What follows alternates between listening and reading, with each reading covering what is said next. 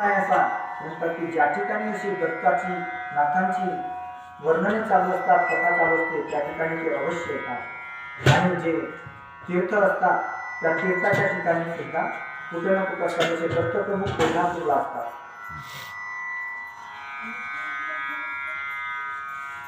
भरतरी राहिला पाताळ भुवनी, नीननाथ गेला स्वर्गाला गुणी, गिरनार पर्वती गोरक्षमुनी दत्ताश्रमी राहिला. आता भरतरीनाथ पाताळ भुवनाला गेले आणि नीननाथ स्वर्ग भुवनाला गेले, कारण त्या ठिकाणी तिलोत्तरा माता वगैरे होती, ते त्यांचं सानिध्यात गेले. आणि गिरनार पर्वतावर ज्या ठिकाणी दत्तमुनी राहतात, दत्तप्रभू राहतात, त्या ठिकाणी गोरक्षनाथ राहिले दत्ताश्रमामध्ये. गोपीचंद आणि धर्मनाथ ते स्वस्वमार्ग गेले वैकुंठात, विमान पाठवणे मैनावती ते घेऊन विष्णू गेला असे. आणि गोपीचंदनाथ आणि धर्मनाथ हे स्वसामर्थ्याने सदैव वैकुंठाला चालले गेले.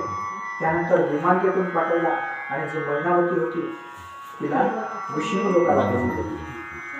पुढे 84 सिद्धापासून नाथपंथ मिरवला अति सामर्थ्याने, येथून चरित्र झाले संपूर्ण सर्व नाथांचे महाराज. आता मग जे नवनाथ होते ते आपापल्या ठिकाणी राहिले. कोणी स्वर्गभूमी गेले, कोणी विष्णुमुखी गेले, कोणी मठामध्ये वगैरे गुप्त होऊन राहिले. आणि जे 3 नाथ अद्यापही या कलियुगामध्ये तीर्थयात्रा करत भ्रमण फिरत आहेत. ते चरपटनाथ, चौरंगीनाथ आणि अडबंगीनाथ. अशा प्रकारे त्यांचे पासून जे 84 सिद्ध निर्माण झाले, ते 84 सिद्धापासून हा नाथपंथ पुढे पुढे आता वाढत गेला. आणि अशा प्रकारे नाथांचे चरित्र या ठिकाणी संपूर्ण झालेले आहे. तरी आता सांगतो मुळापासून कथा वर्णली कवन, प्रथमाध्याय गणपती स्तवन सुंदरपणे मिळवले. आता एका अध्यायामध्ये कोणता भाग आलेला आहे ते आता या ठिकाणी वर्णन चालू आहे. उपरी सांगून देवतक्षिती आणि मच्छिंद्राची जन्मस्थिती, तो बद्रिकाश्रमाप्रती तपालाही बसला. या प्रसंगाचे श्रवण पठण नित्यकरिता भावे करून, तरी समंत बाधा घरातून जायत रासुनी महाराजा. आता पहिल्या अध्यायामध्ये गणपतीचे स्तवन, गुरुस्तवन अशा प्रकारे स्तवन झाल्यानंतर मच्छिंद्रनाथाच्या जन्माची कथा त्या ठिकाणी आलेली आहे. त्यानंतर त्यांना दत्तप्रभूची दीक्षा होऊन नाथपंथाची दीक्षा झाली आणि अनुग्रह झाल्यानंतर त्यांनी बद्रिकाश्रमाला तप वगैरे केला. आणि तो अध्याय श्रवण पठण होता. त्यांच्या घरामधून जे संबंध बाधा आहे, भूतबाधा आहे किंवा जे काही विपत्ती आहे ते सगळे नष्ट होऊन जातील. द्वितीय अध्याय अत्रिनंदन विद्यार्णव क्रीडा अनुग्रह देऊन, उपरी नाथ पत्री अस्वस्थी जाऊन सिद्धार्थ कडा साधली. तो अध्याय करिता नित्य पठण, अपार धन लाभील संसारी जाण, विजयलक्ष्मी पाठी बैसून करील हरण दरिद्र. आणि दुसरा अध्याय सगळी विद्यानं त्या मच्छिंद्रनाथाला अर्पण केली. आणि नागपत्री अस्वस्थ जे पिंपळाचे झाड होतं त्या ठिकाणी एक अनुष्ठान मांडल्याने सगळे दैवत त्या ठिकाणी प्रसन्न करून घेतले होते. आणि ती जे अध्याय श्रवण पठण केल्यानंतर जो लाभ होतो तो अपार धनलाभ, किंवा आपण कर्ज असतील ते कर्जातून मुक्ती किंवा दरिद्र हरण अशा प्रकारचे फलश्रुती या ठिकाणी सांगितलेली आहे. तृतीय अध्याय मच्छिंद्र मारुती युद्धा प्रवर्तले श्वेतक्षिती, युद्ध करुणी उपरांती ऐक्यचित्त झाले नसे. याचे झाले या पठण, शत्रू होती लक्षण मुष्टी विद्या साधन, तया होत सर्वता. मुष्टी बाधा झाली असून अपकार होईल तियेने, मूर्तिमंत मारुती करुणी रक्षण, राहे तया घरी सर्वदा.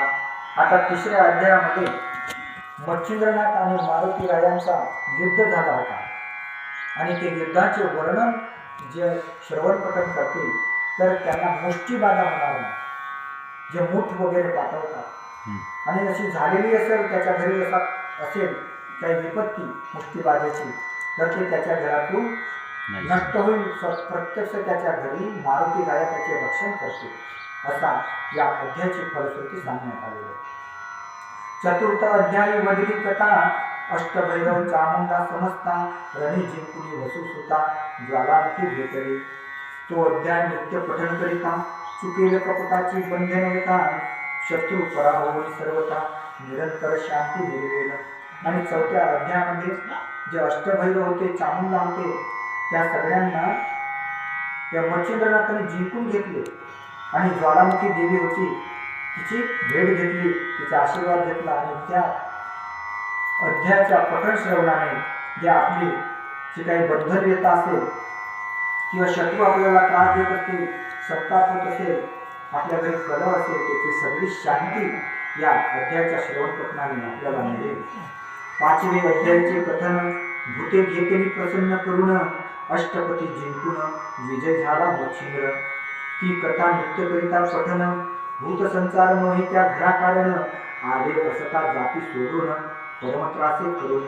पाचव्या अध्यायामध्ये सगळे जे भूताळ आणि वेताळ यांना प्रसन्न करून घेतले, कारण त्या ठिकाणी युद्ध पहिले केला होते आणि त्याचे जे अष्टनायक आहेत अष्टपती भूतांचे आणि वेताळांचे त्यांना सुद्धा जिंकले आणि मग प्रसन्न करून घेतले. आणि ती कथा श्रवण पठण जो करतो त्याच्या घरात भूतसंचार भूतबाधा कधी होणार नाही, झाले असेल तरी निघून जाईल. सहाव्या अध्यायात शिवस्त्र कालिका मच्छिंद्रनाथ युद्ध करून प्रसन्न चित्त वश्य झाली असते. तो अध्याय नित्यकरिता पठन शत्रूला पडेल मोहन निष्कपट तो करुणी मन किंकर होईल द्वारिका. आता मन शुद्ध होता शत्रूही मित्र होती. अशा प्रकारे हा अध्यायाचा पठण श्रवण केल्याने त्या ठिकाणी शिवाचे अस्त्र आहे, त्या शिवअस्त्र मच्छिंद्रनाथाला प्रसन्न झाले, कारण त्या शिवअस्त्राला हरवले होते मच्छिंद्रनाथाने. आणि असे ते कालिका अस्त्र होते त्याचे नाव. त्या कालिका अस्त्रावर विजय प्राप्त केल्यानंतर तो जो आख्यान आपण पठण श्रवण करू, तर अशा प्रकारे आपल्या सगळे आपल्या अनुकूल असा वातावरण आपल्या अवतीभोवती निर्माण होईल. सातव्या अध्यायी अपूर्व कथा जिंकुनी वीरभद्र केली ऐकत्या उपरी स्वर्गा पासाव मच्छिंद्रनाथा इच्छे समान झालीसे. ती कथा नित्य गाता ऐकता लिप्त नवी 84ची व्यथा झाली असेल मिटेल सर्वता चिंता व्यथा हरकेल. जकीन भयापासून त्वरित मुक्त होईल जनी एक मंडळ त्रिकाल अभ्यासून फलप्राप्ती घेईजे. आता समोरच्या अध्यायामध्ये जो 7वा अध्याय आहे त्या ठिकाणी जो वीरभद्र होता त्याला जिंकले आणि ती कथा ऐकल्यानंतर किंवा वाचल्यानंतर आपल्याला 84 योनी जो व्यथा निर्माण होते त्याचा भय सुद्धा आपल्याला नष्ट होतो. आणि अशा प्रकारे त्याची फलश्रुती या ठिकाणी सांगण्यात आली. 8वे अध्याय सकळ कथन पाशुपत रायासी रामदर्शन रवी मित्रराज जिंकून केला प्रसन्न विदेशी. तो अध्याय नित्य गाता ऐकता आपुला सखा देशावरचा तो गृहासून येऊन भेटेल तत्वता चिंता व्यथा हरवती. 8व्या अध्यायामध्ये जो सूर्यकुळातील राजा जो दशरथ श्रीरामाच्या कुळातील राजा होता, अयोध्येला राज्य करत होता त्यावेळेस पाशुपत राजा, आणि त्या पाशुपत राजासाठी मच्छिंद्रनाथांनी म्हणजे रामाला बोलवून घेतले आणि त्याचे दर्शन सूर्यदेवाला बोलवून घेतले, त्याचे दर्शन त्याला करून दिले आणि ती कथा ऐकतो. म्हणजे दूर वाशी सुद्धा प्रकट झाला, राम सुद्धा म्हणतो की मी असा प्रकट झाला. तर ज्यांना असे आपले मित्र वगैरे खूप दूर देशी असते, ज्यांची भेटीगाठी नसेल ना, त्यांची खूप इच्छा असेल, किती प्रयत्न केला पण त्याची भेट नाही, तर या अध्यायाच्या श्रवण पठणाने असा दूर देशी जरी गेला असेल तरी तो येऊन गृहाशी आपल्याला भेटेल, सत्मित्र असेल. 9वे अध्याय कथन गोरक्षाचा होऊन जन्म उपरी शेवणी बद्रिका आश्रम विद्यार्णव झाला असेल. तो अध्याय नित्य गाता ऐकता साधेल विच्छा इच्छिल्या अर्था ब्रह्मज्ञान रसायन कविता 14 विद्या करून राहे. आणि 9व्या अध्यायामध्ये गोरक्षनाथाचा जन्म झाला आणि त्यांना मच्छिंद्रनाथाकडून नाथपंथाची दीक्षा मिळाली आणि मग बद्रिका आश्रमाला जाऊन त्यांनी तप वगैरे 12 वर्ष केला होता.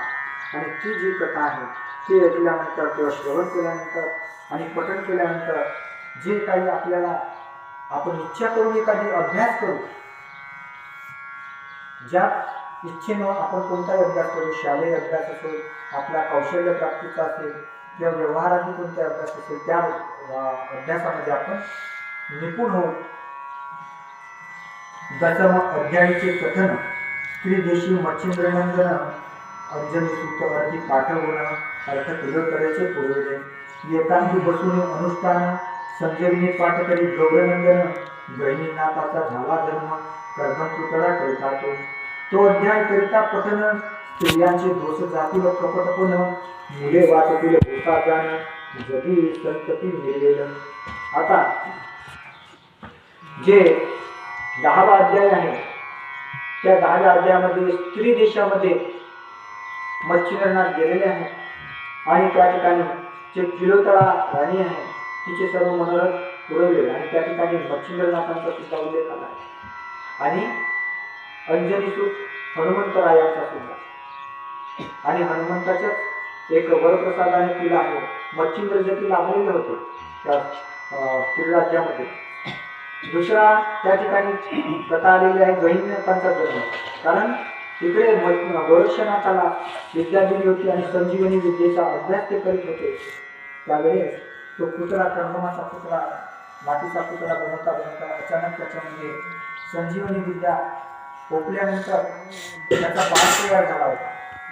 आणि अशा प्रकारे ती कथा सर्व पठण केल्या होत्या.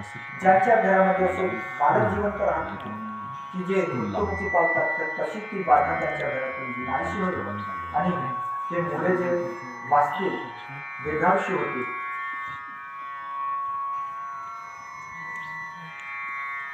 उपरी गृहद्रव्याच्या यज्ञात उदय पावला जालिंगरणात तो एकादश अध्याय पठन करिता नित्य अग्निपीडा होईना. आता जालंधरनाथांचा जन्म 11व्या अध्यायात झाला आणि त्या यज्ञकुंडातून ते यज्ञकुंडाच्या याच्यातून म्हणजे अग्निदेवाचे प्रसाद होते. यज्ञकुंडात ते निर्माण झाले आणि असा अध्याय श्रवण पठण केल्यानंतर त्याला अग्निपीडा होणार नाही. म्हणजे एखादे संकट अग्नीच्या ठिकाणी आलं तर कोणत्याही युक्तीने त्याचा रक्षण नाथ करते. आणि जयाचे धवळात पूर्वीचा काही दोष असत तो जाऊन संपत्ती विशेषात संततीसह भोगले. 12व्यात हे कथन जालिंदरी गुरु केला अत्रिनंदन उपरी कानिपाचा होई जन्म विटंबिले देवासी. तो अध्याय करिता पठन शोभन पावे कोणी देवता जाण शोभित असल्या होतील शमन सर्व सुख त्याची देती. 12व्या अध्यायामध्ये जालिंदरनाथाने श्री दत्तप्रभूला गुरु केले आणि त्यांचा वरदहस्त मिळवला आणि नाथपंथाची दीक्षा घेऊन मग सिद्ध झाले. त्या ठिकाणी कानिकनाथाचा जन्म झाला जे महाकाय हत्तीच्या कर्णात आणि मग त्यांना सुद्धा नाथपंथाची दीक्षा जालंधरनाथांनी दिली आणि देवांचा सुद्धा निपात पराभव कानिकाने केला होता. तो अध्याय आणि प्रसन्न करून घेतले होते देवतांना सुद्धा. मग तो अध्याय जे सर्व पठण करतात तर त्यांना देवता क्रोधित होणार नाही, प्रसन्न राहतो. क्रोधही आला तरी त्यांना ते नाथांचे वचन असतील आणि त्यांना सांगितले होते की जे आमचे स्मरण करतील त्यांना तुम्ही कोपायमान व्हायचा नाही. 13वा अध्याय मैनावती ते प्रसन्न 13व्या अध्यायात मैनावती ते प्रसन्न नाथ होऊन केले अचल सनाथ ब्रह्मरूपी आगडी. तरी तो अध्याय करिता पठन स्त्री हत्येचे दोष सदन त्याचे होऊन सकळ निरसन उद्धरित पूर्वजा. आणि 13व्या अध्यायामध्ये मैनावतीला प्रसन्न झाले जालंधरनाथ आणि त्यांना दीक्षा दिली नाही. 6 महिने त्यांनी पाणी भरला रात्री जाऊन पण दीक्षा दिलेली नाही आणि नंतर प्रसन्न झाले. मी अशा अवस्थेत राहतो की जिथं म्हणजे कुत्रे वगैरे जाण्यासाठी डुकर जाण्यासाठी सुद्धा ह्यात अनावर करते. तशा ठिकाणी ते राहत होते दुर्गंधयुक्त ठिकाण. तरी पण ती राणी त्या ठिकाणी जात होती, सेवा करत होती. यांचा मला अनुग्रह मिळावा, प्रसाद मिळावा, गुरुप्रसाद मिळावा. आणि ते अध्याय पठण श्रवण केल्याने स्त्री हत्येचे दोष सुद्धा त्या ठिकाणी निरसन होतील आणि त्या पूर्वजांचा सुद्धा उद्धार होईल. चतुर्दश अध्याय कथन गर्तेत जालिंदर गोपीचंदाने स्त्री बोले घातले नेऊन गुप्तनिशी माझावी. तो अध्याय पठन करिता असेल बंध कारागृही येता तरी त्याची होईल मुक्तता निर्दोष जनी भरतेला. 14व्या अध्यायामध्ये जालंधरनाथांना गोपीचंद राजाने त्या घोड्याच्या निधीमध्ये गर्तेमध्ये गाडून टाकले होते. आणि ती कथा ऐकल्यानंतर जो कारागृहामध्ये बंद असेल, ज्याच्यावर दोष लागले असतील, विनाकारांचे अन्याय घडून आला असेल, तर तो बंधनमुक्त या अध्यायाच्या श्रवण पठणाने होईल. पंचदशात सुधार कथन कानिका मारुतीचे युद्धकंदन उपरी स्त्री राज्यात जाऊन आतिथ्य पूर्ण भोगले. तो अध्याय गाता ऐकता नित्य घरचे दारचे कलह नित्य कृत्य शांती पावली सर्व सुखात निर्भयपणे नांदेल. 15व्या अध्यायामध्ये आपल्या गुरूंच्या दर्शनासाठी तीर्थयात्रा करता करता फिरले कानिकनाथ. गुरुचा पत्ता नाही लागला, कारण 12 वर्ष त्यांनी तप केला होता. तप केल्यानंतर आपले गुरुदेव जालंधरनाथ तीर्थयात्रा करत फिरत आहेत, मग आपणही तीर्थयात्रा करत फिरावा म्हणून ते फिरता फिरता त्या स्त्री राज्यात येऊन पोहोचले. आणि स्त्री राज्यामधील त्यांचा आध्यात्मिक झाला. मच्छिंद्रनाथांचा जो शिष्य आहे गोरक्ष, त्याची भेटी रस्त्यामध्ये झाली होती आणि मच्छिंद्रनाथाची स्त्री राज्यामध्ये भेटी झाली होती. आणि ही सर्व कथा जो त्या अध्यायामध्ये जो श्रवण पठण करेल, तर त्याच्या घरामध्ये जे कलह असतील, समजा आपल्या भावाभावामध्ये कलह, कोणत्याही घरच्या व्यक्तीमध्ये नितुष्टता आली असेल, ते सगळे शांतता मिळवेल, त्या घरामध्ये शांतता मिळेल. 16व्या अध्यायात कानिपा भेटला गोपीचंदा ते, तरी तो अध्याय वाचिता नित्य दुःस्वप्नाते नाशिल. 16व्या अध्यायामध्ये मग कानिपांना माहीत झालं की माझे गुरुदेव त्या गोपीचंद राजाच्या नगरीमध्ये आहेत, वेलापट्टणामध्ये आहेत. मग त्या ठिकाणी आले, त्या गोपीचंदाची भेट घेतली, आपल्या गुरुदेवाला बंधनमुक्त केले त्या गर्तेमधून आणि गोपीचंदाचाही उद्धार केला. ती अध्याय जर नित्य वाचन पठण करतो, त्याला जर असे दुःस्वप्न येत असतील, अनिष्ट स्वप्न पडत असतील, ते वाईट स्वप्न सुद्धा त्याचे नाश पावते. सप्तदश अध्यायी कथन जालिंदर काढीला गर्तेतून उपरी नाथाची दीक्षा घेऊन गोपीचंदे अर्चेला. तोची अध्याय पठन करिता योग साधेले योग आचरिता दुष्ट बुद्धी जाईल सर्वता सुपंत पंथा लागेल. आता 17व्या अध्यायामध्ये गोपीचंदाला नाथपंथाची दीक्षा जालंधर म्हणून दिली आणि ते अध्याय श्रवण पठण करताना जो योग आचरण करेल, योगाभ्यास करेल, त्याला योग सिद्धी प्राप्त होईल. आणि त्याला जी वाईट बुद्धी असेल, दुष्ट बुद्धी असेल, ते बुद्धी सुद्धा नष्ट होईल आणि तो सुबुद्धी त्याला येईल, सुपंत वाढेल. 18 अध्याय कथन बद्रिकाश्रमी गोपीचंद चावून तपा पूर्ण भगिनी उठवून तीव्रपणे आचरला.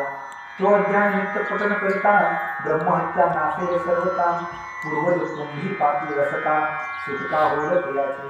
18व्या अध्यायामध्ये मग आता गोपीचंदाला नाथपंथाची दीक्षा मिळाली, तीर्थयात्रा करत फिरला. आता बद्रिकाश्रमात जाऊन तो तप करणार. चालता चालता तो बहिणीच्या गावी गेला. बहिणीच्या गावी गेला, मुक्काम केला, तिथं भिक्षा मागत आहे. तर एवढा त्याला असा टोचून बोलत होते.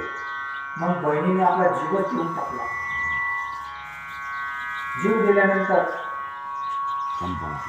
मग याला वाटलं का आपली किती केली बहीण आहे, तिला वाचवायला पाहिजे, म्हणून थांबा म्हणून मी आपल्या गुरुदेवाला बोलवून आणतो. तुम्ही तिला जाणा नको, तिला जिवंत करण्याची शक्ती माझ्या गुरुदेवाजवळ आहे, माझ्या पंथात आहे. नाथपंथ सिद्ध आहे आणि म्हणून तो गुरुदेवाला भेटण्यासाठी जात आहे. तर यांचा काही भरोसा नाही, हा पागलच झालाय म्हणे, म्हणून एवढा राज्याचा वैभव सोडून हा भिक्षा मागत फिरत आहे. चांगला माणूस असता, आपण क्षत्रिय आहोत, क्षत्रियांचे काम असते आपल्या प्रजेचे रक्षण करणे. आणि हा असा हातात कटोरा घेऊन भीक मागत फिरत आहे. मग हा काही बरोबर ते याला म्हणजे याची बुद्धी एकदम विकनेस झालेली आहे, म्हणूनच हा राज्यकारभार सोडून फिरत आहे याचा विश्वास ठेवा नको. तरी पण त्याला आग्रह केला, तो चिठ्ठीवर जाऊन बसला बहिणीचा, तुम्ही जावाच नाही, जावाच असेल तर मला सुद्धा जावा. आणि मग असा म्हणून त्याचा एक हट्ट पुरवण्यासाठी हात उजवा हात कापून त्याच्याजवळ दिला, हा हात घेऊन जा. मग त्यानंच म्हणला मी हात घेऊन जातो. मग हात दिला त्याच्याजवळ, हा गुरुजवळ जा, आम्ही तिथं रक्षण करतो या प्रेताचं. मग ते कशाला रक्षण करतात, हात दिला तर काही कोसावर जात आहे, 2 कोसावर की यांनी ते चिता जाळली. पण गुरुदेव जाणत होते की माझ्या शिष्यावर तुमचा संकट आला. ते तत्काळ ज्ञान वस्त्राचा प्रयोग केला आणि तत्काळ त्या गोपीचंदा जवळ आले आणि चल म्हणे. तर ते सगळे अंत्यविधी उरकून सगळे राट वगैरे शिरवून घरी येऊन बसलेले होते. आणि मग त्या ठिकाणी आले तर खरोखरच हा गुरुही धरू नका. आणि म्हणून असा भया पिसा झाला असेल ना, राज्य वगैरे सोडून असाच आला असेल तीर्थयात्रा. पण खरोखर त्याला गुरुही आहे, गुरुचेही दर्शन झालं. मग तो लटकेच आपला मान सन्मान करत होता. असेल गुरु, पण अशी शक्ती थोडी सर मेल्याला जिवंत करणारा काही ब्रह्मदेव थोडी हो. पण खरोखर तो हात या केला, त्याच्यावर संजीवनी मंत्र ते आवाज देत आहे. तर ते आवाज देता बरोबर त्याची बहीण त्या ठिकाणी आली. आणि तो जो अध्यायाचा पठण श्रवण जो करतो त्याच्या हातून ब्रह्महत्या जरी झाली असेल, त्याचे जे पितर असतील ते कुंभीपासून नरकात जरी गेले असतील तरी ते स्वर्गभूमी जातील, त्यांचे जे पातक असेल ते नष्ट होईल. 19व्यात गोरक्षा कारण भेटला मारुती श्रीराम कीर्तीने, तरी तो अध्याय करितापासून या वृक्षात साधे होती. 19व्या अध्यायामध्ये मारुती आणि गोरक्षांचं एक भेटी झाली. थोडी वेदनी झालं पण तेवढा कुंभ नाही लवकर. त्या युद्धामध्ये श्रीरामाचं स्मरण केल्याने श्रीराम प्रभू आले. मी तर अवतारानं येतो म्हणे, पण तुझ्यासाठी मला 3 वेळा यावं लागलं. आता हे 3री वेळ आहे. अशी वेळ नको येऊ देऊ, हे जगीच नातं आहे. तर आपले हे धर्मकार्यच करण्यासाठी फिरत आहेत, तीर्थयात्रा करत आहेत. आणि याच्या पुढं या नाथांसोबत तू वैर घेऊ नको असे सांगितले रामाने. आणि तो जो अध्याय आहे तो श्रवण पठनाने त्याला मोक्षार्थ सुद्धा प्राप्त होते. 20व्यात अद्भुत कथन श्री मच्छिंद्रा भेटीचे कारण, गोरक्ष स्त्रीराज्यात जाऊन स्नेहसंपन्न झाला. तो अध्याय पठन करिता गोड लागले असेल अत्यंत वेद, तरी ती चेष्टा जाऊन होऊनी प्रपंच आचरेल. आता मच्छिंद्रनाथ मारुती रायांच्या सांगण्यावरून त्या स्त्री राज्यात गेले, त्या ठिकाणी सुख व भोगू लागले. आणि त्यांना मीननाथ नावाचा मुलगा सुद्धा त्या तिलोत्तरापासून झाला.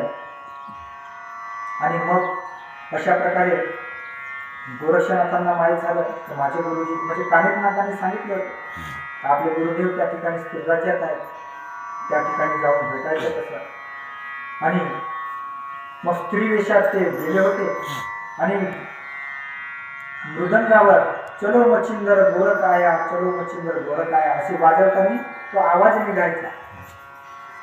आणि अशा प्रकारे ते जे त्या ठिकाणून तो जो अध्याय श्रवण पठण करेल तर त्याची वेळ जरी लागली असेल तर ते वेळ सुद्धा जाईल आणि त्याला सुबुद्धी प्राप्त होऊन प्रपंचामध्ये चांगल्या सत्सद्गुरु विवेक बुद्धीने तो आचरण करेल. ये कविशाळात स्त्रीराज्यातून मच्छिंद्राशी काढले गोरक्षनंदने, नानापरी बोधोनी मन दुष्ट कर्माते दिवसले. तो नित्य अध्याय पठन करिता नासेल बहुजन्माची गोहत्या, निष्कलंक होऊन चित्ता तपोलोकी विरवेळ.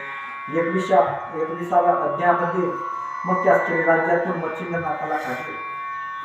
आपल्या गुरुदेवाला नाना बोध केला की आपल्याला या ठिकाणी गुंतून राहायचं आपलं काम नाही, आपल्याला नातपंत वाढवायचं आहे.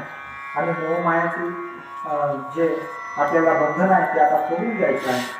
होता आपला रोग या ठिकाणी, तो आता आपल्याला झाला आहे. आता पुढची पायरी आपल्याला दाखवायची आणि अशा प्रकारे तो जो अध्याय नित्य श्रवण पठण जो करतो त्याच्या अनेक जन्मात तिची गोवंश हत्या झालेली असेल, गोहत्या झालेली असेल तर ते पातक सुद्धा नष्ट होईल आणि तो तपोलोकी मिळवेल, त्याला चांगली सद्गती मिळेल.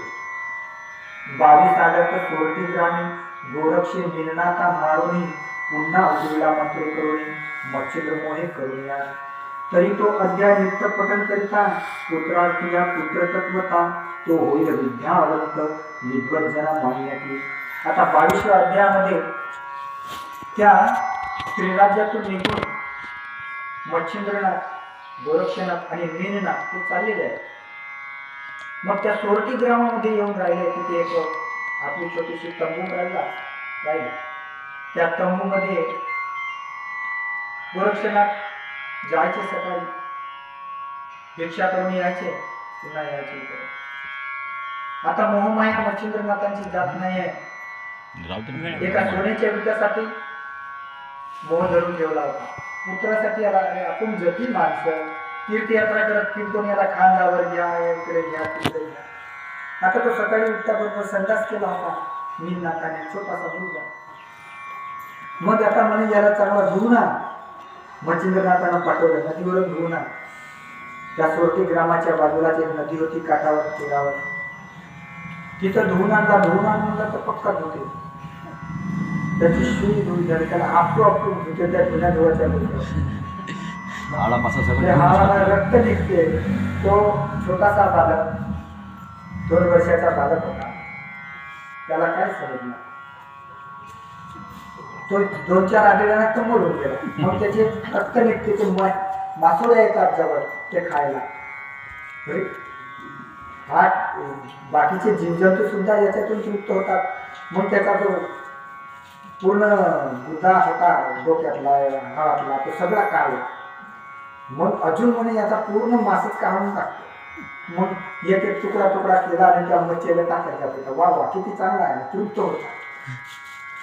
आणि तो धुवून आणा म्हणला तर तो त्याचा कातळा धरला आणून वाळू टाकला. चुपचाप बसलेला आहे. मच्छिंद्रनाथ आपल्या ध्यान अवस्थेमध्ये बसलेले आहे. मग गोरक्षनाथ आले, गुरुदेवाला प्रणाम केला. अरे मीननाथ कुठं आहे? बाहेर वाळू टाकला वरण्यावर. तेव्हा त्याला वाटलं का मजाक करत असेल, त्याला एक टिंगल तेव्हा वाळू टाकला असेल, म्हणजे ऊन वगैरे घेत असेल त्याला वाटला. त्या शब्दातील अर्थ म्हणजे धुवून आणला तर थोडा उन्हात वगैरे बसवला असेल. बाहेर येऊन पाहतो, अरे कुठं आहे मच्छिंद्र, आपल्या अवतीभोवती जंगल आहे, कुठं गेलं? तर तो दाखवते ते काय वाळू टाकलेलं आहे. मग त्याला वाटला दुसऱ्याचा कातडा वगैरे असेल, काही वाळू टाकला असेल. मग खरी कथा काय आहे ती ऐकल्यानंतर तो शोकमग्न झाला आणि बाळासाठी रडू लागला. त्यावेळेस म्हणतात, माझे गुरुदेव एवढे समर्थ आहेत की या मीननाथासारखे सहस्त्र किंवा लक्षावधी मीननाथ तयार करू शकतील, एवढी विद्या गुरुदेवाजवळ आहे. तरी पण मोहमान सुटला. अशी शंकर गुरुदेव म्हणजे गुरुदेवाविषयी शिष्य करते. पण गुरुदेवही परीक्षा पाहत होता का माझा शिष्य किती सफळ झाला, तो किती सिद्ध झाला. मग त्याच्याच हातातून एक संजीवनी मंत्राचा प्रयोग गोरक्षनाथ करतात आणि मीननाथाला जिवंत करतात. मग हळूच विचारते, गुरुदेव तुम्ही असे मोहात करून पडता, तिकडे गेल्या त्या स्त्रीराज्य भोगण्यासाठी ते तीच पचून राहिले. मला ठेवा लागले. चलो मच्छिंद्र गोरखनाथ एवढा बेस्ट केला. अरे तू किती सबळ आहेस मला पाहता. म्हणजे आहेस, तू सिद्ध आहेस आणि हेच मला पाहायचं होतं, तुझ्या मनात किती ताबा आहे. मग म्हणजे गुरुचे कार्य न पाहता शिष्य कसा वागतो, आता गुरु तसा करतो तर शिष्य तसाच करायला. म्हणजे सत्सद विवेक तुझ्यात किती बुद्धी आहे आणि कोणत्या वेळी कोणत्या तू अस्त्रशस्त्र वापरतो हे सुद्धा मला पाहायचं आहे. आणि म्हणून असा मी मोह धरला होता. आणि तो जो अध्याय श्रवण पठण करतो तर त्याच्या घरामध्ये एखादी पुत्र संतती नसेल आणि तो जो अशा भक्तिभावाने नाथांची सेवा पूजा करून त्या अध्यायाचे श्रवण पठण करतो तर त्याच्या घरी अवश्य संतती प्राप्ती होते. आणि तो अशी तशी संतती प्राप्ती होत नाही, तर यामध्ये सांगितलं आहे की तो विद्यावंत होईल, विद्वजनामध्ये मान्य होईल आणि आपले जे माता पित्याचे यश संपादित करेल. 23व्या रसाळ कथन मच्छिंद्र गोरक्ष गर्भांगी जाऊन सुवर्ण विटेकरिता सुवर्ण गर्भगिरी केला असे. आणि केला तेथे उत्सव तरी तो अध्याय पठन नित्य भाव करिता घरी सुवर्ण नव अखंड आहे भरोई. आता 23व्या अध्यायामध्ये सुवर्णगिरी केला होता. पुढे पुढे चालत गेले. आता थोडी शौचाकडे लागले गुरूंना मच्छिंद्रनाथांना. मग ती जोडी होती, ती जोडी गोरखनाथाजवळ गेली आणि मीनला त्याला म्हणे तू घेऊन थांब म्हणे. एक डबका पाहिला, त्या डबक्याजवळ इकडे बसला, समोर चालत आहे. ती जोडी जड का लागतो. आता माझ्या याच्या धान्य भरल्यात, गुरुच्या याच्या तसा कोणता धान्य भरला. तो पाहता की सोन्याची वीट त्या स्त्रीला राज्यातून आणला. म्हणजे हा छोटासा मुलगा आहे, याचे संगोपन कसे करतील, वेळेवर काय लागला, कपडे लत्ते खाणं पिणं. तर त्या राणीने त्याला वीट दिलेली होती, ते वीट सांभाळत होता. नेहमी म्हणत होता चालताना, अरे एवढा मोठा जंगल आहे की कोणी चोर टाकू तर नसते. म्हणून म्हणे गुरुजी म्हणत होते का चोर टाकू नसतील. 10 वेळा शंका करत होते म्हणून जोडी आपली दाबत होती. मग नारायणला वाजणं बजेली बासुरी. गुरुदेवाला ह्याची चिंता आहे ना, चोरही येतील तरी काय घेऊन जातील, मग हे ठेवायचेच नाही. मग ती वीट अशा झोडपात मध्ये फेकून दिली आणि सपासप चालायला लागला. लवकर म्हणजे जी चाल होती ती वाढवून टाकली. आणि मग तिकडे दूर 2 कोसावर जाऊन एका विहीर दिसली. जुनाट विहीर होती, झाड होते, त्या ठिकाणी बसली.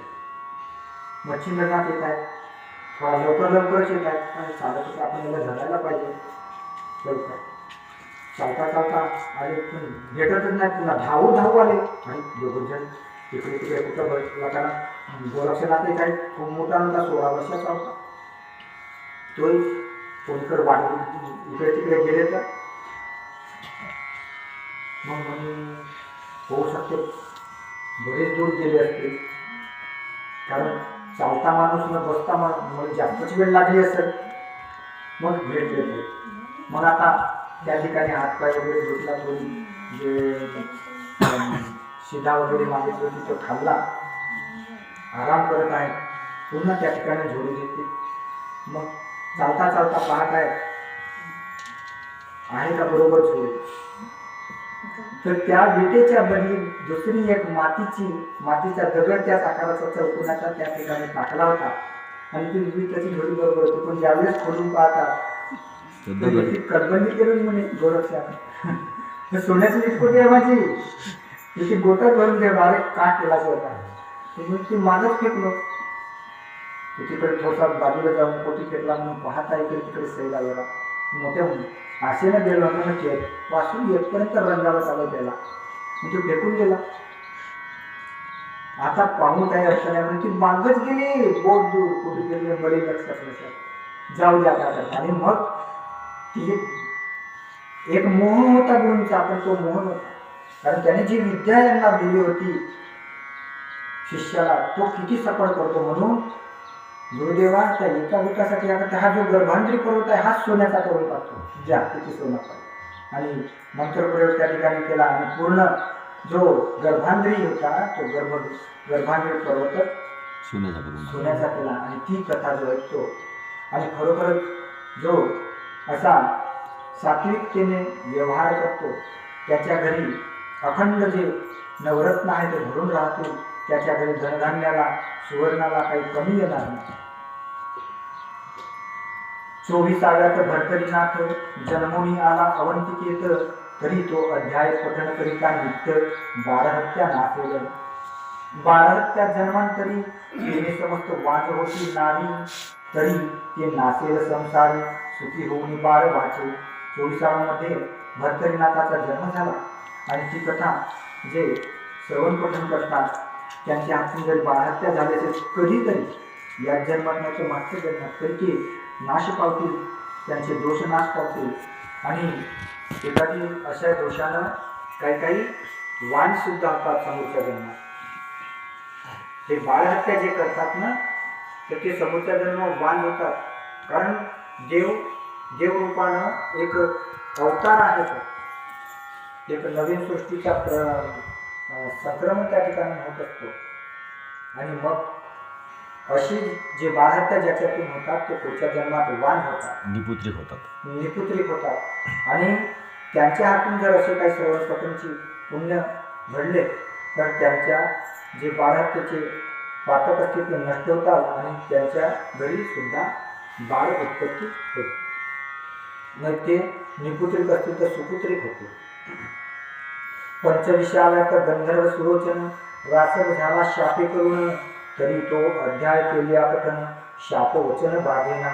आणि मानवाविन दुसरा जन्म होणार नाही तया कारण, आरोग्य काया पती यथा कामना पुत्र गुणी होईल. आता पंचविशामध्ये सुरोचन जो गंधर्व होता त्याला शाप दिलेला होता. देवतांनी शाप दिला आणि त्याला गाढव करून टाकलं. आणि त्याच्यानंतर त्याच्या लग्न राजाच्या पोलिसी होते आणि त्याच्यापासून मग हा जो विक्रम राजा वगैरे आहे, जो विक्रमादित्य विक्रम शतक आपण जो आपल्या हिंदू धर्मामध्ये चालू आहे विक्रम संवत, तो त्याचा पिता आहे सुरोचन गंधर्व. आणि ती कथा जो वाचन वगैरे पठण करतो त्याला शापवचन बांधणार नाही आणि त्याला मानवाशिवाय दुसरा जन्म म्हणजे एक योनी कोटी कोटी फेरा तेव्हा लागे वारा मानवाचा. तर हे प्रत्येक जीवजंतूत आपण जात असतो तेव्हा मग मानवाचा वारा आपल्याला लागतो. पण अशी भक्तिभावाने जो भक्ती करतो आणि श्रवण पठण करतो, योग्य न्याय धर्मानं नीतीनं जो आपला संगोपन उदरनिर्वाह करतो, तर त्याला मानवाचा जन्म पुढे येईल. कोणत्याही जीवजंतूत भटकायची काही वेळ पाळी येणार नाही. आणि पुत्र सुद्धा गुणवान होईल, त्याची पत्नी सुद्धा पतिव्रता राहील. 26 अध्यायात गणगंधर्व झाला विक्रम सुत आणि विक्रम भरतरी सुत एकचित्त भेटी होऊन राहिले. तो अध्याय करिता पठण गोत्रहत्या जाती नासून पोटी पाटी शत्रू संतान न राहे होगुनिया. आता 26व्या विक्रमांचा जन्म झाला आणि जो भरतरी आहे त्याची भेटी झाली म्हणजे ते सख्खे भाऊ नव्हते. तो कोटचा हा कोटचा माहित नाही, तो व्यापारासोबत भरतरी फिरत होता. विक्रमानं त्याला म्हणजे एक प्रलोभन देऊन तुम्हाला आता खावायला ये, मग नेहमी जेवता त्याच्या घरी राहतात. मग आता ते भाऊच म्हणून राहू लागले आणि एवढा त्यांची आता प्रेम झाला की एकामेकाशिवाय ते राहू शकत नव्हते. शयनी भोजनी सगळ्याच ठिकाणी सोबतच ते कोणतेही कार्य करायचे. आणि असे जर त्यांचे अध्यायाचे श्रवण पठण जर होत असेल तर जे गोत्रहत्या ज्याच्या हातून झाली त्यांचे पातक सुद्धा नष्ट होतील आणि त्याला कोणतेही शत्रू वगैरे तेवढे राहणार नाही समाजामध्ये वावरत. कारण हा मित्रत्वाचा अध्याय आहे. ते अनोळखी लोक एवढे मित्र झाले, मित्र नाही तर बंधू झाले एकमेकाचे. 26व्यात अद्भुत कथन राजपदी बसला राव विक्रम भरतरी पिंगलेचे होऊन लग्न दत्तानुग्रह लागला. तरी तो अध्याय करिता पठन पदच्युत पावेल पूर्वस्थान गेली वस्तू पुन्हा परतोन सापडेल तयाची. 27व्या अध्यायामध्ये जे विक्रम राजा होता त्यांना राज्यपद प्राप्त होते. त्याची कथा अशी आहे की भरतरीनाथ हे त्या भरतरी पात्रात जन्मले होते एका भिक्षू पात्रामध्ये. आणि ते जंगलात होते, जंगलामध्ये त्याचा जन्म झाला. त्याच वेळेस एक हरणी गाभण होती. ती गरोदर असताना तिची प्रसूती त्याच वेळेस झाली. तिला 2 पिल्ले झाले हरणीचे पारस. पिल्ले झाल्यानंतर ती मागं पाहते तर 3 पुत्र दिसत आहेत. म्हणजे हे 2 तिचे पारस आणि एक हा मानवाचा पुत्र. पण तिला वाटले का मी 3 पुत्राची माता झाली, 3 पुत्र प्रसवली. आणि मग तिचे त्या भरतरीचे संगोपन ते करू लागले. म्हणून तो सगळ्या पशु पक्ष्याची भाषा जाणत होता, जंगलात होता. आणि हरणाची, पशु पक्ष्याची, वाघांची कोणती एक मुली जरी एखादी मुली तरी त्याला समजत. आणि असाच तो व्यापार समजत असता एक कोल्ह्यांची कुई त्याला ऐकू आली तिसऱ्या प्रहरामध्ये, आणि चोर येत आहे, डाकू येत आहे असा त्याने सांगितलं होता.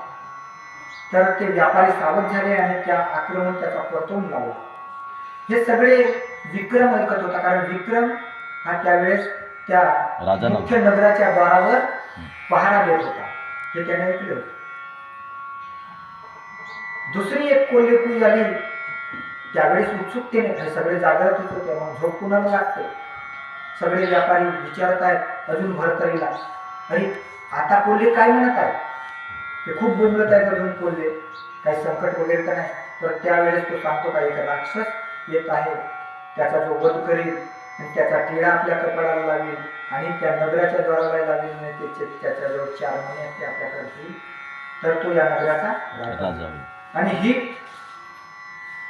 ऐकता बरोबर विक्रमाने आपण त्या रक्षणाचा सोडला काम राक्षसाकडे गेला, त्याचा वध केला. आता त्याचाही एक आख्यायिका लंबी आहे. तोही शापमुक्त झाला, त्यामुळे तोही एक गंधर्वच होता. आणि मग अशा प्रकारे राजा त्या ठिकाणी विक्रमादित्य झाले.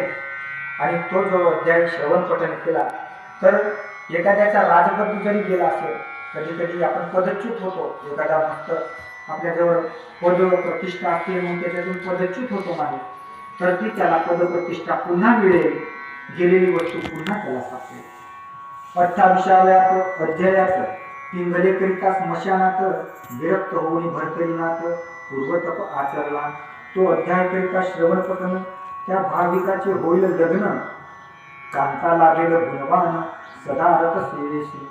आता 28व्या अध्यायामध्ये भरतरीनाथ म्हणजे पहिले विक्रमाचा लग्न झाला, विक्रमराजाचा, आणि नंतर भरतरीनाथाचा. पण भरतरीनाथाचा लग्न म्हणजे मंत्र्याच्याच मुलीशी झाला.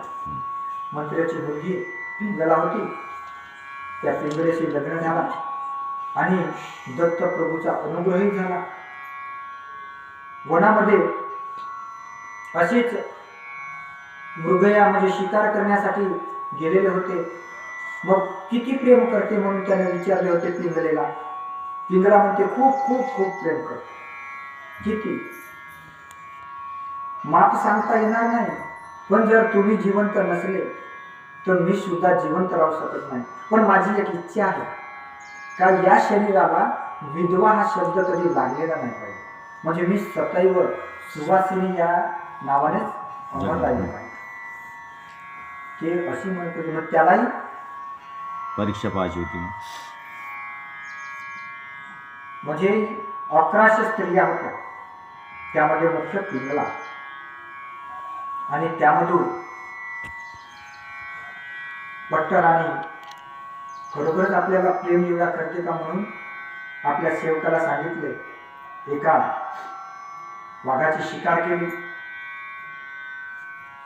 आणि रक्ताने भरले कपडे, ते रक्ताने भरलेले कपडे, आपला मुकुट काढला, कपडे काढले, दुसरे कपडे मागवून घेतले, ते घातले आणि मग पुन्हा मृगया करण्यासाठी निघाले. सेवकाला सांगितलं की हे कपडे दाखवून दे राणीला, आणि तो शिकार करता करता वाघानंच त्याच्यावर हल्ला केला असा सांगितलं. आता राजाला घेऊन राजा मरण पावला, आम्ही त्याची अंतविधी सुद्धा उरकवून टाकली आणि आता हे दाखवण्यासाठी तुमच्याजवळ आलेलो आहोत. मग तो सेवकाला इकडे ते रक्ताचे कपडे माखलेले घेऊन, आणि इकडे राजा पुन्हा शिकारीसाठी निघले. थोडा आराम वगैरे केला, मग ते हरणाचे वगैरे हरण दिसला, त्या हरणाच्याच पाठीमागे लागले, हरणाची शिकार करायची पुन्हा. अशी त्यांना संध्याकाळ तिकडे होऊन गेली. इकडची भ्रांत सुटून गेली. फक्त एवढाच सांगा, तिला एवढाच सांगशील का राजा आता मरण पावले. ते आले सांगता बरोबर खूप रडू लागले, गुणगान गाऊ लागले की आमचे प्रजापालक एवढे चांगले राजा, आम्हाला पुत्राप्रमाणे पुत्रीप्रमाणे वागवणारे राजा निघून गेले. आणि मग ही बदबावरीच झाली पिंगला. आता मी म्हणे या जगात जिवंत राहणार नाही, आणि मग मी आता सती घेतो, सतीत्व पत्करतो म्हणून सगळ्या सेवकांना सांगितलं आणि काष्ट त्या याच्यामध्ये गेले, स्मशानामध्ये काष्ट जमवला म्हणजे चिता रचली, त्यामध्ये बसली आणि रेतसरपणे ती सती गेली. आता हा इकडे वापस आला, कपडे दिल्यानं वापस आला. हा जंगलात पाहतो राजे कुठं आहे, तर राजे पुन्हा शिकारीला याची काही भेट झाली नाही. तिकडे राजा संध्याकाळ झाल्यावर चिंतातूर झाला. अरे आपण त्याला सांगितलं, पण माझ्या मनात सांगायची दुसराही दूत आपण पाठवलो नाही, काही मजा हो म्हणून. त्याच्याजवळ नाही सांगून काही मजा हो, काही वेळानंतर पाहिजे काय करतात. तो काही थांबलेला नव्हता दूत, तो सेवक कपडा देऊन वापस आला. फक्त राजाने तेवढा सांगून कपडे दाखवून तो वापस येईल. पण ते का करतात का नाही असं नाही सांगितलं. पण राजाच्या मनात होती का आपण दुसरा दूत मधून पाठवून पाहू, तर ती भ्रांत राहिली नाही. मग राजा वापस आला. थोडी रात्र झाली होती, संध्याकाळ जास्त झाली. म्हणजे आज राणी काही आपल्याला सामोरं नाही आली, नाही तर ते वाट पाहत होती एवढा उशीर झाला, सामोरं आली असती. मग जाऊन पाहतो सगळे सुकापूर आहेत. त्याला खरा वृत्तांत समजतो आणि त्यावेळेस तो मग स्मशानात जातो आणि तिथे तो एक वेड्या वृत्तीनं तसाच राहतो, अन्न पाण्याचा त्याग करतो. जवळ काही मग हे शिदोरी नेऊन देतात त्याला. खूप विक्रम राजा सुद्धा खूप उपदेश करतो.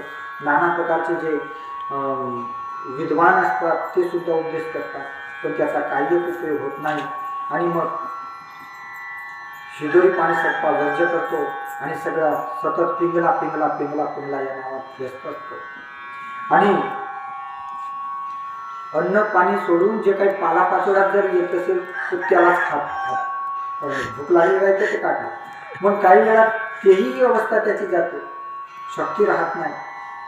त्या अन्न पाण्यात म्हणजे पानं पडतात ना, हवेला येतात, तेही खात नाही.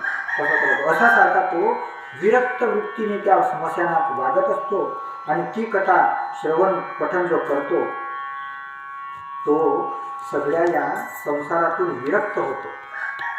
त्याला परमार्थाची गोडी लागते आणि ते गोडी लागण्यासाठीच हे सगळं काही होतं.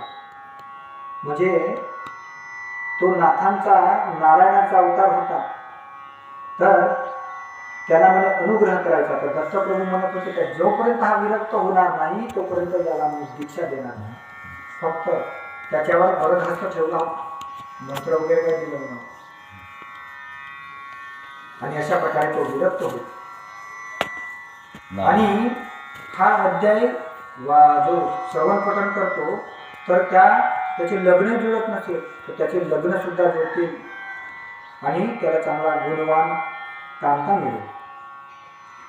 29वे अध्यायाचे चरित्र भरतरी होऊनी विरक्त पवित्र गोरक्षा सांगती अत्रिपुत्र गुरुनाथ पै केला. तो अध्याय नित्यकरिता पठन सुटेल क्षयरोगापासून आणि त्रितापांची वार्ता जाण कालकळी घडेना. आता 29व्या अध्यायामध्ये बघ गोरक्षनाथांना पाठवतात. आता तरी त्याचे झाले 12 वर्ष झाले तो त्या मशालात पडलेला. झाले ना देवात झाले ना, आता तरी अनुग्रह करा. गोरक्षनाथ येतात, एका कुंभाराच्या घरी जातात, एक घट घेतात. त्यानं पहिले पाहिला त्याची अवस्था, अरे आता भयंकर दिसत आहे, याला समजावून काही होणार नाही, मग काहीतरी बुद्धीचा वापर केला पाहिजे. मग एक घट घेतात, त्याला सुंदर रंगरंगोटी करतात आणि तिचा एक नाव ठेवतात. जसं ते पिंगला नाव तसा एक नाव ठेवतात. आणि मग लटकेच खोटाखाटा ठेच लागले म्हणून त्याच्या समोर जाऊन पडतात. पडल्यानंतर ती मटके असते ते फुटून जाते. ते खापर जमा करत जाते. गोरक्षनाथ आपला नावही बदलवला होता, गोरक्षनाथ सांगितलं, दुसरंच नाव सांगितलं. आणि मग ते खापर जमा करताय, रडत आहे, आहा एकुलती एक होतीस माझे मटके आणि फुटून गेली. तू किती मला सांभाळत होती, तुझ्यातला पाणी पित होते, तुझ्यात अन्न खात होते सगळं. आता मला कोण मदत करेल, कोण माझ्यासाठी. आता याचा जप बंद झाला 12 वर्षानंतर. पण हसू लागला. म्हणजे हा पिंगला करत होता भरतरी, आता हसू लागला. हा किती मूर्ख आहे, एका मटक्यासाठी रडत आहे. त्याला म्हणत आहे, अरे तू तर जोगी दिसतोस, पण तुझ्यासारखा मूर्ख मी पाहिला नाही अजूनपर्यंत. एका मटक्यासाठी तू रडत आहे. तो मटका नव्हता. माझा एवढा प्रेम होता त्याच्यासमोर मी जगू शकत नव्हतो. आता मी मरतो, आता मी काय करत आहे असा पुन्हा गोरक्षाकडे. मग हा हसू आला याला तेव्हा म्हणत आहे का या मटक्यासारखे मी तुला लाखो मटके करून देतो. आता म्हणलं तर एका शब्दासाठी तुला असेच रंगरंगोटी वाले थोडासा स्वर्ण का पैसा फेकलो. आता कुंभाला दरदर करून ती गावाची आणून टाकते. तू माझी मटकी आणू शकतेस तर तुझ्या पिंगल्यासारखे मी लाकूड आणू शकतो. माझी पिंगला मी 12 वर्षापासून ह्या करत होतो. मला अजून कधी दिसली नाही एक आणून दाखव. लाखो खरंच आणून देशील? कारण मोठं होता पिंगल्याबद्दल. काय बरं ना आणून गेला ना आणून गेलो तर काय करशील? तू म्हणशील तसा करेल, तू जो म्हणशील तो. आणि तेव्हा मग खरोखरच त्याला लक्ष पिंगला आणून दाखवतो. तो प्रत्येकाशी बोलतो. खरोखर माया तर नसेल दिसणारा फक्त एक चलचित्रासारखा. त्यांच्यासोबत भेटतो. काही गोष्ट गोष्टी ज्या केलं नसेल ते विचारतो तिला. अंधारातल्या गोष्टी ते बरोबर सांगतो. तिला विचारतो तेही बरोबर सांगतो. दुसरी खून तिला विचारतो. म्हणजे सकाळपासून तर संध्याकाळपर्यंत जे जे कार्य केलं नसेल ते प्रत्येकाला वेगवेगळ्या रूपात तो विचारत आहे. ते बरोबर सांगत आहे. आणि हे माया नव्हे, हे खरोखरच आनंद आहे. आणि मग म्हणे आता मी तुला जो म्हणशील तो दाखवतो. मग तो सांगतो गोरक्षनाथ आता ह्या सगळ्या तू भोग. जा तुला अर्पण. जा तू संसाराचा 12 वर्षाची काठीला बैलासारखा सुख भोगायला पाहिजे. तू राज्य कर, राज्याच्या मस्त सुख भोग. मग हा गुरुदेवा म्हणे मला तुम्ही अनुग्रह करा. अरे मी काय अनुग्रह करणार? तुला अनुग्रह करणारा दुसरा तिकडे आहे. तू राज्य भोगायला नाही. एका पिंगलीसाठी मी एवढा गोया झालो. हे एवढ्या लाखो पिंगलीसाठी का माझी आलो नाही. हे अदृश्य काळ जिथे तिथे घेऊन जा. मग मला तुमच्यासोबत येऊ. आणि अशा प्रकारे तो अध्याय सुरत आहे. आणि त्याची जी भ्रांती होती, विरक्ती होती ती त्या ठिकाणी नष्ट झाली. आणि खरोखरच त्या गोरक्षनाथांनी त्या भरतरीनाथांना अत्रिसुताची भेट करून दिली. दत्तप्रभूचा अनुग्रह करून दिला. आणि मग तो अध्याय दुसऱ्यावर पठण करतो. ते एखाद्याला क्षयरोग होतो. क्षयाची बाधा असते. ते क्षयरोग त्यापासून सुधारतो. आणि त्रिविध ताप असतात, आदिदैविक आदिभौतिक आध्यात्मिक. ते त्रिविध ताप सुद्धा त्याला तिन्ही काळात होणार नाही असा त्याचा महात्म्य 31व्या अध्यायात आहे. 30व्या अध्यायामध्ये 30व्या अध्यायात जन्माला चौरंगीनाथ ते चरित्र पठन करिता तस्करी दृष्टी बंधन होते.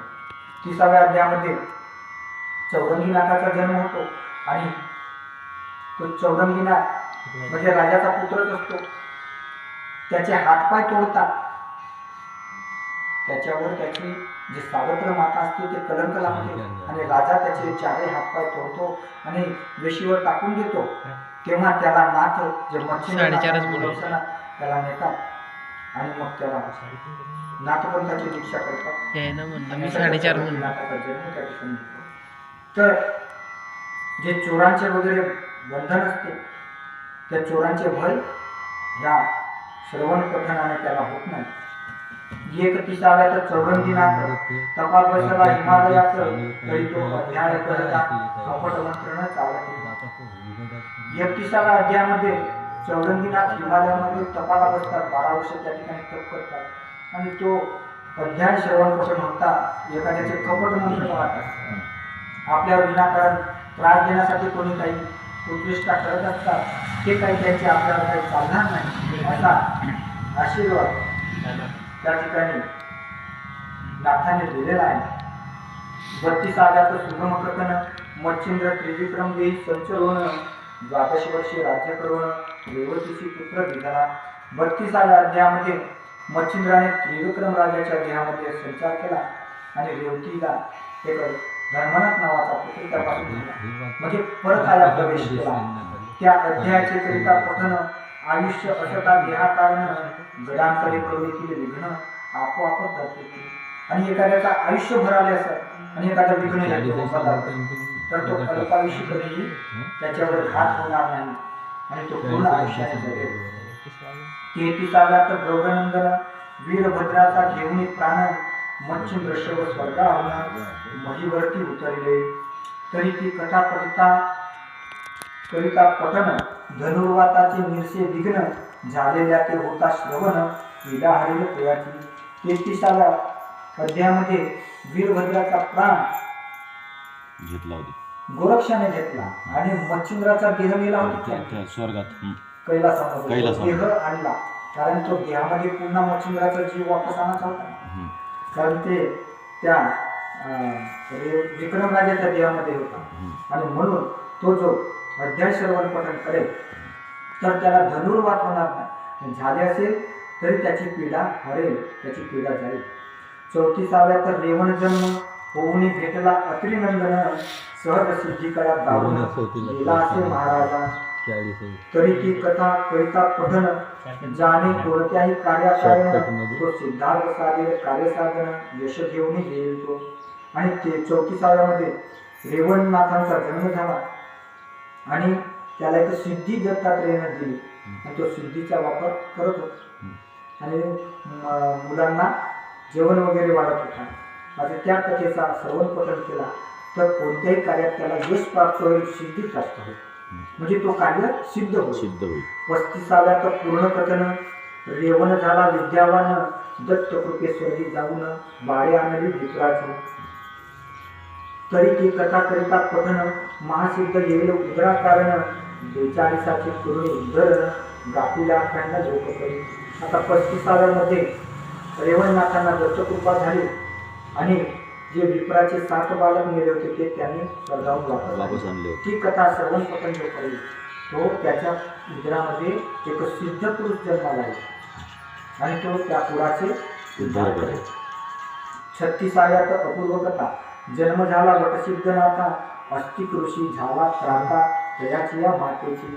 ती कथा करिता श्रवण पठन सर्प वृंचिक दंश जया कारण झाली या विषाचे उत्तीर्ण श्रवण केली या अध्यायातून. आता ह्या अध्यायाचे 36व्या अध्यायाचे जे श्रवण पठण करतो तर त्याला विषबाधा होत नाही किंवा विषबाधा उतरते. कारण त्यामध्ये नागनाथाचा जन्म झाला होता वटसिद्ध नागनाथ. 37व्या अध्यायात नागनाथाची गुरु झाला अतुलित उपरी विद्या बरे मच्छिंद्रनाथ जिंकलेले भिडवणी. ती कथा करिता श्रवण पठन सदनानं लागे कुशीलपण लागल्या त्याचे होईल बंधन विद्यावंत होऊन या. आता 37व्यामध्ये नागनाथांना गुरुदीक्षा झाली प्राप्त आणि ते मच्छिंद्रनाथासोबत भिडले होते.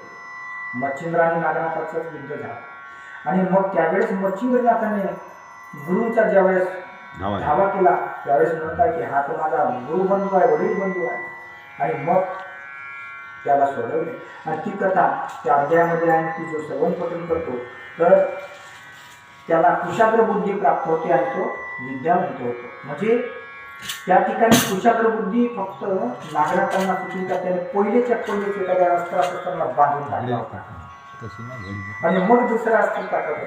म्हणजे नागास्त्र टाकला तर तो गरुडास्त्राचा याच्यावर तो टाकेलच, मग म्हणून गरुडास्त्राला पहिलेच बांधून टाकलं आणि नागास्त्र टाकला. त्यावेळेस गरुडास्त्राचं आव्हान करत आहे तर गरुडास्त्र प्रगटच होत नाही आणि म्हणून अशा प्रकारे कुशाग्र बुद्धी त्या वाचक पाठकाला श्रवण पठकाला या ठिकाणी प्राप्त होईल असे आशीर्वचन नाथाने दिलेले आहे. 38व्या तर चरपटीचा जन्म होऊन दत्तात्रेय दीक्षा घेऊन विद्ये माझी करून संपन्न तीर्थावरी धाडलेला. तरी ती कथा सुरस श्रवण पठन होतात त्यास जीव ताप मधुरा जर नवजरास शांती होईल सर्वश्री. आता 38व्यामध्ये चरपटीनाथाचा जन्म झाला आणि दत्तप्रभूकडून दीक्षा त्याला मिळाली आणि मग तो तीर्थयात्रा करत हुंडला. तर अशा प्रकारे ती कथा जो श्रवण पठण करतो त्याचा जर त्याला नेहमी हिवताप असेल, मधुरा असेल, नवजर असेल तर ते सगळे त्याचे शांत होते असं आशीर्वचन नाथांकडून या ठिकाणी मिळालेलं आहे. 39व्या तर कथा चरपटीने जिंकली अमरनाथा हरिहराजी देवा समजता स्वर्गी ख्याती लावली. तरी तो अध्याय करिता पठन, तो युद्धात जाता तपोधन, शस्त्रबाण पाडून जय घेऊन येईल की. मग 39 मध्ये चरपतीनाथ अमरपुरीला गेले आणि त्या इंद्राचा गर्वहरण केला आणि जे विष्णू आणि शंकर भगवंत त्यांना सुद्धा विजय प्राप्त केला त्यांच्यावर सुद्धा. आणि अशा प्रकारे नाथपंथाची ख्याती लागली आणि म्हणूनच तो इंद्राला वाटला का खरोखरच नाथांजवळ काही वेगळे अस्त्र आहेत ते प्राप्त करून घ्यायला पाहिजे. आणि तो अध्याय श्रवण पठण करतो. तो जो युद्धाला जर जाईल तर खरोखरच यश प्राप्त करून येईल, विजय होऊन येईल. यावरी 40 कथन, सर्व नाथा ते पापशासन, स्वर्गी नेऊन करी हवन, विद्यार्थी रूपी अर्थ पुरविला. तरी 40व्या नित्य पठण करिता, लाभे सर्व इच्छिला अर्था, यश श्री ऐश्वर्य योग्यता, पुत्र पौत्री नांदेला. 40व्यात आता आपण पाहिले की सोमयाग त्या स्वर्गभूमी केला इंद्राने आणि 1 वर्ष तो सोमयाग चालला. त्या ठिकाणी पूर्ण विद्या मीननाथाला मच्छिंद्रनाथाने दिली. आणि अशा प्रकारे तो जो अध्याय श्रवण पठण नित्य जो करतो त्याला खरोखरच यश प्राप्त होते, ऐश्वर्य प्राप्त होतो आणि पुत्र पौत्रादी तो संपन्न होतो. एकूण 40 फलार्थ तोची प्राप्त तदर्थ की 40वा एक परिसर की कामधेनू कल्प करू. आता 39 अध्याय जे आहे त्याच्यापेक्षाही म्हणत आहे 40वा एकच परिसासारखा आहे, कल्पतरूसारखा आहे, कामधेनूसारखा आहे. म्हणजे या सगळ्यांचे फळ वेगवेगळे आपण ऐकले, पण 40मध्ये हे सगळे फळ मिळतात असा कथन या ठिकाणी प्रत्यक्ष गोरक्षनाथाने केलेला. गोरक्ष बोलतो वाचे करून, त्याते असत्य मानिल जन, जो निंदक याते दावी निंदून, तो अधिकारी विघ्नाचा. आणि जो हे असत्य आहे म्हणेल तर गोरक्षनाथाने या ठिकाणी सांगितलेलं. गोरक्ष सिद्धनाथ आहे आणि शाब्दिक कवित्वावर त्यांची सगळ्यात मोठी पकड आहे. कारण त्यांनी ती विख्यात करून दाखवली आणि त्याचे कथन आहे की ज्याला जो निंदा करेल याची, खोटा म्हणेल, असत्य म्हणेल, तर त्याला खरोखर विघ्नही प्राप्त होऊ शकतो. इहलोकी परलोकी राहणार नाही परमसुखी, निर्वंश पावली शेवटी वंशी, पिचेल ग्रंथ निंदिता. आणि या ग्रंथाची निंदा करेल तर खरोखर म्हणजे तो निर्वंश होऊ शकतो, जन्मोजन्मी निपुत्री जन्मजन्मी अशासारखा. अगा हा ग्रंथ नो हे भक्तिसार आहे, गोरक्षाचा किमयागार, परी पालटोनी भाषांतर, महाराष्ट्र अक्षरी घेतलेला. म्हणून श्रोते हो भाविक जन, सोडोनी द्या की निंदा वचन, विश्वास परस्वार होऊन, मोक्ष मुक्काम करीके. आता हा जो ग्रंथ आहे हा गोरक्ष किमयागार नावाचा ग्रंथ आहे. तो संस्कृत मध्ये आहे आणि तो प्रत्यक्ष गोरक्षनाथांनी लिहिला, म्हणून त्याला गोरक्ष किमयागार असे म्हणतात. आणि ते नंतर महाराष्ट्र म्हणजे मराठी भाषेमध्ये याचा भाषांतर मालू कवीने केलेला आहे. म्हणून श्रोते हो भाविक जन, सोडोनी द्या की निंदा वचन, विश्वास परस्वार होऊन, मोक्ष मुक्काम करीकी. तरी हा ग्रंथ संग्रह करून, चमत्कार पाहावा पठन करून, हे 40 प्रसंग मंत्र निर्वाण महासिद्धीचे असते की. हे 40 मंत्र परोपकारी आहेत, दुःखाची करतील बोहरी, तरी संग्रह करून उगलेच घरी, ठेवा विश्वास धरून. आता 40 अध्यायामध्ये 40 मंत्र आले असे ते कवी म्हणतात. म्हणून त्याचा तो आपल्याला लाभ मिळतो. जसा कुठे खांडतो मुसना असा एक अध्याय आहे, तो त्या ठिकाणी तो काय करत आहे, प्रभाव पाडत आहे. तर एका अध्यायात एक मंत्र आलेलाच आहे निश्चित, असे ते सांगत आहे. बाकी हे कथा आहे, पण एका अध्यायात एक मंत्र म्हणून तो तसा फळ आपल्याला तो देतो. आणि हे परोपकारी आहे. मग तुम्हाला खरोखरच चमत्कार पाहता असेल तर नाथ सांगतायत की तुम्ही आपल्या घरी संग्रह करून पहा, त्याचा काय विश्वास तुम्हाला मिळते. हा 40 अध्यायात मंत्रयंत्र, सुखकारक असती अति पवित्र, दुःख दरिद्र हरण सर्वत्र, गोरक्षकाने निर्मिले. पठन करिता सन्मास मिती, जो अध्याय ज्या कार्याप्रती, ते कार्य होईल निशंशय चित्ती, पठन करून पाहावे. या उपरी वांछिताने जरी, तरी संग्रह करून ठेवा घरी, नित्य वंदिता नमस्कारी, कार्य त्यातची घडेल. येत कुसुम झोपून वरती, चला म्हणावे मम कार्याप्रती, नवनाथ वंदुनी उक्ती, नमस्कार करावा. आता या ठिकाणी सांगत आहेत की याला एखादा कार्य करायचं असेल, त्याचा कार्य होत नसेल तर एखादा अध्याय ज्या कार्यासाठी पाहिजे तो अध्याय 6 महिन्यापर्यंत वाचा. ज्याला वाचता येत नसेल त्याने प्रणामच करायचा. एक कुसुम म्हणजे एक फूल या ठिकाणी अर्पण करून आता माझा हा कार्य सिद्ध कर असा म्हणून खरोखर 6 महिने त्याची जर भक्ती केला तर मग प्रचिती पाहणे का तो कार्य सुलभच करतील ना. ऐसा आहे याचा मार्ग करुणी पाहावा चमत्कार चांग नवनाथ ओढ ओढी अंग कार्य तुमचे करतील नाही. तरी असो विजय संपत्ती नांदो श्रोत्यांच्या गृहाप्रती धुंदिसूत हेची प्रार्थी मालू नरहरी देवाते. शके 1741 प्रमाथी नाम ज्येष्ठ मास शुक्ल पक्ष प्रतिपदेश ग्रंथ समाप्त झाला. आता हे धुंदिसूत मालू नरहरी देव त्यांनी हा ग्रंथ लिहिलेला आहे मराठी भाषेत. म्हणजे पहिल्यांदा संस्कृत होता त्याचा मराठीत भाषांतर केलेला आहे आणि तो ओवी रूपात केला. काही मोजकेच मंत्र आणि बाकीचे जे अस्त्रशस्त्र होते त्याचा उल्लेख या ठिकाणी आलेला नाही, फक्त वर्णन आलेला आहे, नावं आलेले आहे. आणि तो जो ग्रंथ लिहून झाला त्याचा तिथी दिलेली आहे शके 1741. यावेळेस तो ग्रंथ लिहून पूर्ण झाला त्यांचा. तरी ओव्या सर्व नेमस्त सप्तसहस्त्र 600 उपरी यैसे दैदिप्यवंत ओव्या मंत्र असती. ह्या अध्याय वाचावयानं बनेल ज्यासी तरी अध्यायातील एकवोविशी पठन करून नाथनामासी कार्यकाज करावे. असो आता बहुभाव श्रोते असोत चिरंजीव इहलोकी परलोकी ठेव आनंदाची होत असे. तरी समस्त नाथा ते धुंदिसूत मालू नरहरी हेची विनवित की श्रोते असोत सुखरूपवंत सर्व अर्थी सर्वदा. स्वस्ति श्री भक्ती कथासार सम्यक गोरक्ष काव्य किन्यागार सदा परिशुद्ध भाविक चतुर 44तमाध्याय गोडहा. श्री कृष्णार्पणमस्तु. शुभं भवतु. श्रीरस्तु. श्री नवनाथ भक्तिसार 44तमाध्याय समाप्ता. श्री नवनाथ भक्तिसार ग्रंथ संपूर्णः. श्री कृष्णार्पणमस्तु. हरे नमः. हरे नमः. हरे नमः. श्री कृष्ण